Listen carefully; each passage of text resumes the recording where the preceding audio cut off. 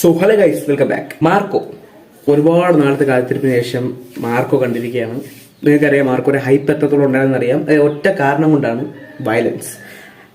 പിന്നെ അതോടുകൂടി തന്നെ വേറൊരു കാരണമാണ് നമ്മളെ മിഖായലിന്റെ പ്രീക്കലാണെന്നുള്ള കാര്യം. അതിനെപ്പറ്റി ഞാൻ സംസാരിക്കാം. ആദ്യം നമുക്ക് മാർക്കോയിലേക്ക് കിടക്കാം. മാർക്കോ എന്ന് പറയുമ്പോൾ ഒരു ടിപ്പിക്കൽ എന്താ പറയാ, ഒരു ഏപ്പടം എന്ന് വേണമെങ്കിൽ പറയാം. കാരണം ഏപ്പടം എന്ന് പറഞ്ഞാൽ വേറെ ഒന്നുമില്ല, വയലൻസ് മാത്രമേ അതിനകത്തുള്ളൂ. വയലൻസ് എന്ന് പറഞ്ഞാൽ ഒരു രക്ഷയും കാണിച്ചിട്ടില്ല, ഒരു ദാക്ഷിണ്യവും കാണിച്ചിട്ടില്ല. അങ്ങ് ആൺ പെൺ വ്യത്യാസമില്ല, അങ്ങനെ അതിനെപ്പറ്റി ഒന്നും പറയുന്നില്ല. അങ്ങ് വയലൻസ് ഒക്കെ കൊന്നു തള്ളയാണ് സിനിമയിൽ. നിങ്ങൾ കണ്ട മനസ്സിലാവും, അങ്ങ് കൊന്നങ്ങ് തള്ളയാണ്. വളരെ വളരെ ബ്രൂട്ടൽ സീക്വൻസ് ആണ് അതിനകത്തുള്ളത്. ഇപ്പോൾ കാണുമ്പോൾ നമ്മുടെ മുഖം മാറ്റി കളയാൻ തോന്നും. കാരണം അമ്മാതിരി സീൻസാണ്. ഞാൻ പലത് വന്നപ്പോൾ ഞാൻ കണ്ണുകുത്തി, ഞാൻ ജസ്റ്റ് പറഞ്ഞതേ ഉള്ളൂ. സോ അമ്മാതിരി സീൻസാണ് അതിനകത്തുള്ളത്. കാരണം നമുക്ക് കണ്ടിരിക്കാൻ പറ്റാത്ത തരത്തിലുള്ള സീൻസാണ് അതിനകത്തുള്ളത്. അങ്ങനെ വെച്ച് നോക്കിക്കഴിഞ്ഞാലും അവസാനം ഈ ഒരു ഇതൊക്കെ കാണിക്കുന്ന വില്ലൻ, ഈ വില്ലന് ലോകത്തിലെ എന്ത് തരം ശിക്ഷ കൊടുത്താലും നമുക്ക് മതിയാവില്ല.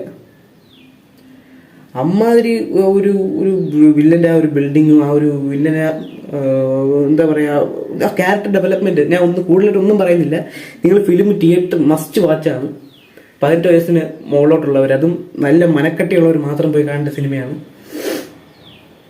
ഇപ്പോൾ ഒരു എന്താ പറയുക, ദയവ് ചെയ്ത് കുട്ടികളെയും സ്ത്രീകൾ എന്ന് പറഞ്ഞാൽ ഇതൊക്കെ ഇഷ്ടപ്പെടുന്ന ആൾക്കാരുണ്ട്, അവരുടെ കാര്യമല്ല ഞാൻ പറയുന്നത്. കുട്ടികളുടെയും സ്ത്രീകളെയും ഇതിലേക്ക് കൊണ്ടുപോകാതിരിക്കാൻ നിങ്ങൾ മാക്സിമം ശ്രമിക്കുക. കാരണം ഇപ്പോൾ എൻ്റെ കാര്യം എടുത്ത് നോക്കിക്കഴിഞ്ഞാലും എനിക്കും ചില സീക്വൻസ് ഒക്കെ വന്നപ്പോൾ ഛർദ്ദിക്കാൻ വന്നു. അപ്പോൾ അതൊരു വയലൻസ് മൂവിയാണ് ഇത്. സർക്കാർ എന്നെ എ സർട്ടിഫിക്കറ്റ് ആയിട്ട് കൊടുത്ത ഒരു വയലൻസ് മൂവിയാണ്. ആ ഒരു കാര്യം നിങ്ങൾ മറക്കാതിരിക്കുക. പിന്നെ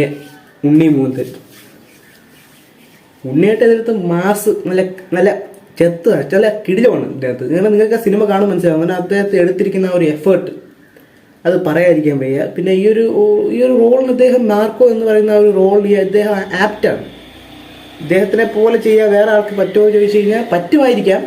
പക്ഷേ ഇത് ഒരു പെർഫെക്റ്റ് ആണ്. ഉണ്ണിമുന്തൻ പെർഫെക്റ്റ് ആണ്. ഞാൻ ഇതുവരെ കണ്ടതിൽ വെച്ച് എനിക്ക് ഏറ്റവും ഇഷ്ടപ്പെട്ട ഉണ്ണിമുന്തൻ ഫിലിം ഇതായിരിക്കാം. ചിലപ്പോൾ ഞാൻ 2024 കണ്ടതിൽ വെച്ച് വൺ ഓഫ് ദ ബെസ്റ്റ് ഫിലിമാണ്. എല്ലാം ഫുൾ എടുത്ത് പോയി കഴിഞ്ഞാൽ one of the best film തന്നെയാണ് മാർക്കോ. ബെസ്റ്റ് ഞാൻ ഉദ്ദേശിച്ചത് എനിക്ക് ആ ഒരു തിയേറ്ററിക്കൽ എക്സ്പീരിയൻസ് എന്ന ഫിലിമാണ്. പിന്നെ വേറൊരു കാര്യം എന്ന് വെച്ചാൽ സ്റ്റോറി ഓക്കെ, കുഴപ്പമില്ല, ഓക്കെയാണ്. എനിക്ക് ഇച്ചിരി വീക്കായിട്ടൊക്കെ തോന്നി, പക്ഷെ കുഴപ്പമില്ല, ഓക്കെയാണ്. ആ ഒരു ക്ലീഷേ സ്റ്റോറിയാണ്. പക്ഷെ ആ ഒരു മേക്കിംഗ് അല്ലെങ്കിൽ നമുക്ക് ആ ഒരു എന്താ പറയുക, ഞാൻ ഒന്നും വെറുതെ വേറെ ഒന്നും പറയുന്നില്ല.